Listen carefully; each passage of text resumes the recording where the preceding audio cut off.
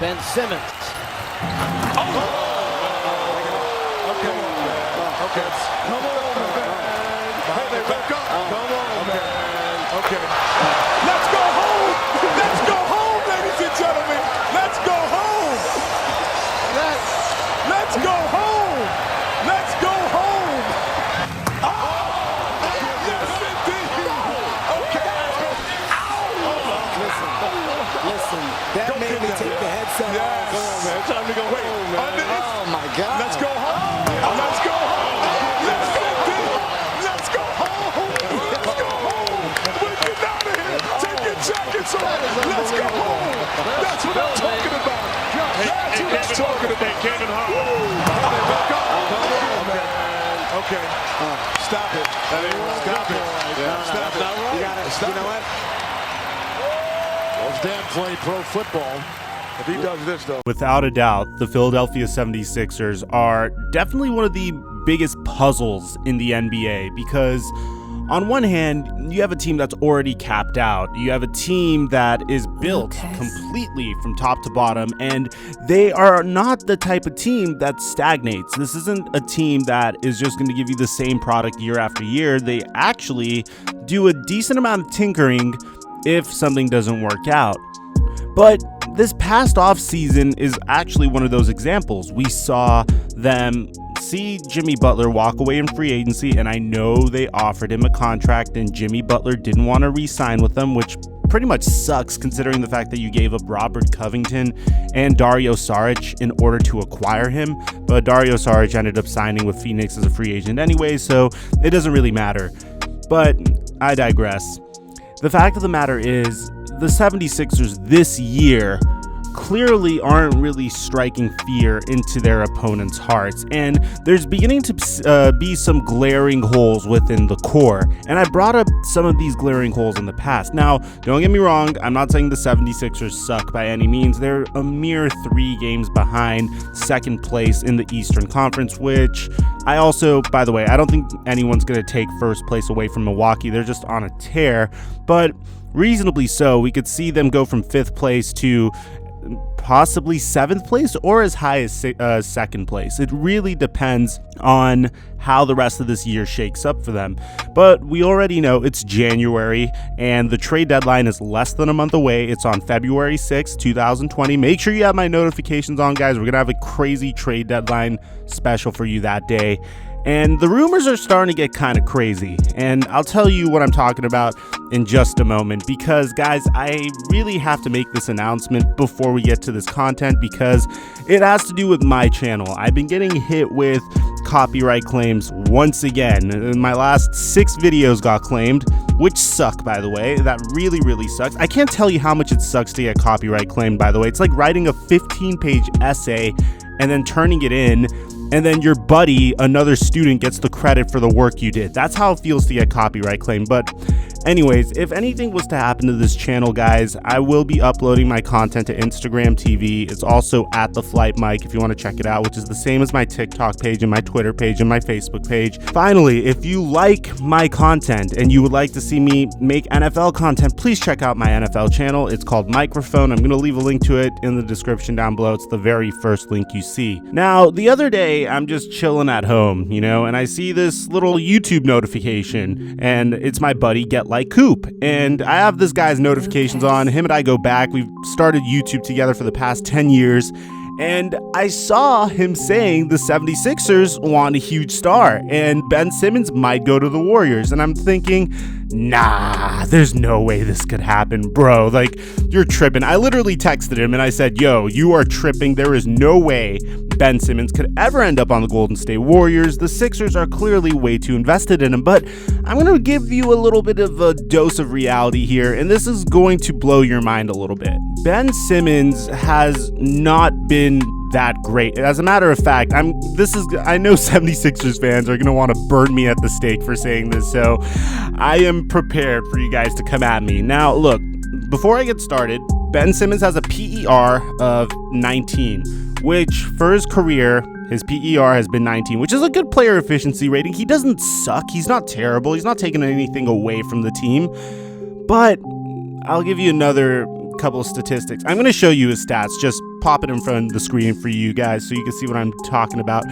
Ben Simmons, in his 3 years in the NBA, hasn't improved at all. He has literally posted the same exact statistics year after year after year, the same field goal percentage, the same, well, more or less the same points per game, more or less the same assists per game. And the funny thing is, he actually has a 40% three-point percentage this year, which I thought was absolutely hysterical. But then again, you have to also understand he's attempted 5 threes and he's made 2 of them.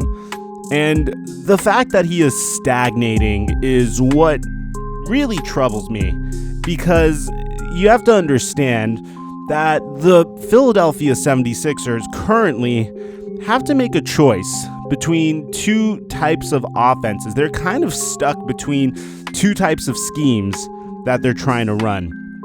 And the one scheme that they're trying to run is the one that's based around Joel Embiid. You know, you feed it into the post, you know, you let Joel Embiid go to town, you ISO Joel Embiid, whatever it takes. You just let him go to work on the block. Yeah, he could occasionally step back and hit the wide open 3. We've seen him do that multiple times, but where he makes his money is usually in the post. And I know that's an old school way of playing basketball, but in an era of pace and space, slowing down the game is probably one of the best ways to ensure a win against pace and space teams. If you could slow down the game successfully, better than the other team could push the ball, then that's fine. I don't think you need to I'm a huge believer that just because the Golden State Warriors ran a successful pace and space offense and dominated the league for a couple of years doesn't mean that is the way. At the end of the day, you want to put your team in the best scheme for them to succeed. Wow, that rhymed. Now, if you go to his advanced stats, once again, his PER is good, his box plus minus is good, his value over replacement player is good, he contributes plenty of wins. But the issue with the issue isn't that. The issue is with scheming.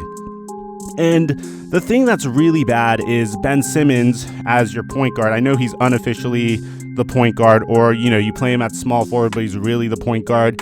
But the fact of the matter is that Ben Simmons really hurts the Sixers spacing, which means it's way tougher to throw the ball into the post and allow Joel Embiid to go to work. Because again, when you see Ben Simmons about to take a 3 or at the 3-point line, you're going to back away from him. And we've seen this many, many times. So as a result, there was this cute little rumor that I personally thought was pretty decent, believe it or not. And the rumor has to do with, once again, the Golden State Warriors and D'Angelo Russell. And the rumor is that the Golden State Warriors would be interested in trading D'Angelo Russell for Ben Simmons. Now, I understand that could sound a little weird because D'Angelo Russell, as good as he is, has not really been a franchise player for anybody. He went from the Lakers to the Nets to the Warriors. He's on his 3rd team in literally, I think it's been 5 years, his 3rd team in 5 years. He's a great player. I feel like he just got dealt a terrible hand, and you know, he's made some terrible mistakes as well. But let me give you an idea of where D'Angelo Russell is at. So Ben Simmons is scoring 16 points per game. D'Lo is averaging 23 points per game. They both dish a similar amount of assists, but D'Angelo Russell actually could hit the 3. He has a 36% 3-point percentage. So by flipping, I understand this sounds very weird, but by flipping Ben Simmons for D'Angelo Russell, you essentially fix the spacing problem for the 76ers, and you could still have a player that could push the ball up court, that could also space out the court in the half court. So when you're not running transition, which is what Ben Simmons succeeds at, you have that as well. You have the ability to slow things down and let Joel Embiid get to work.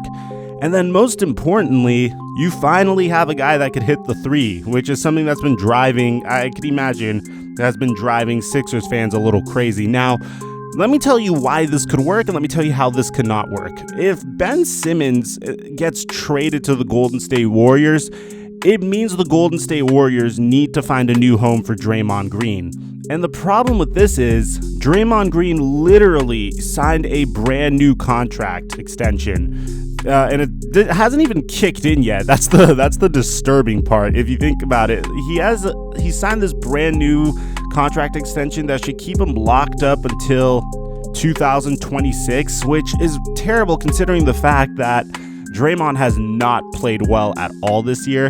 But if you think about it, Ben Simmons and Draymond Green literally would fill the same role. They would both be the small ball, power forward / small forward hybrid that would be looking to set screens and make plays for Steph Curry and Klay Thompson. So that's the huge problem with trying to make this trade. Now, you could potentially try to throw Draymond Green in and maybe try to get like Al Horford out of the Sixers, but I really think that's a huge stretch. More likely than not, the Warriors are going to have to find a third team in order to take on Draymond's contract, in order to integrate Ben Simmons. So there's a huge little mess for this trade to work, but I could understand why the Sixers would want to make such a trade. I could understand why the Warriors would want to make such a trade, because it would also make them significantly younger, and you would have, again, a nice little building block to build around. And hey, who knows? Maybe Steph Curry and Klay Thompson could teach Ben Simmons how to shoot the three. Draymond Green wasn't ever the greatest three-point shooter himself, but he has his spots on around the perimeter where he will sink the three. But for the most part, I believe that if this trade was to happen, a lot would have to go down, and the entire landscape of the NBA would have to shift in order to make it work.